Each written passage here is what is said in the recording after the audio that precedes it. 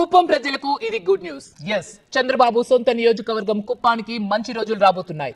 కుప్పం పట్టణానికి త్వరలో కొత్త రెక్కలు రాబోతున్నాయి. అవును, కుప్పం ఎయిర్పోర్ట్ మరోసారి తెరపైకి వచ్చింది. రామకుప్పం శాంతిపురం మధ్య నిర్మాణానికి శరవేగంగా ఏర్పాట్లు జరుగుతున్నాయి. 5 ఏళ్ల క్రితమే కుప్పంలో కార్గో ఎయిర్పోర్ట్ నిర్మాణానికి శంకుస్థాపన జరిగింది. అప్పటి టీడీపీ ప్రభుత్వ హయాంలో 390 ఎకరాల భూమి సేకరణ కూడా జరిగింది. కానీ గత వైసీపీ ప్రభుత్వ హయాంలో కుప్పం ఎయిర్పోర్ట్ నిర్మాణం అటకెక్కింది.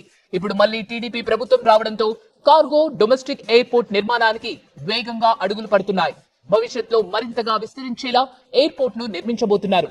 అందుకే మరో 1000 ఎకరాల భూసేకరణకు నోటిఫికేషన్ జారీ చేసింది ప్రభుత్వం. సీఎం చంద్రబాబు కుప్పం పర్యటనలో శంకుస్థాపనకు ఏర్పాట్లు కూడా చేస్తున్నారు అధికారులు.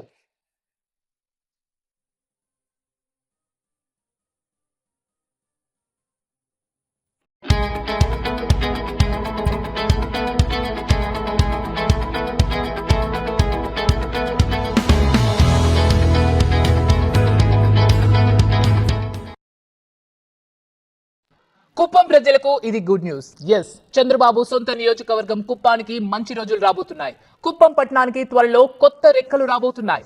అవును, కుప్పం ఎయిర్పోర్ట్ మరోసారి తెరపైకి వచ్చింది. రామకుప్పం శాంతిపురం మధ్య నిర్మాణానికి శరవేగంగా ఏర్పాట్లు జరుగుతున్నాయి.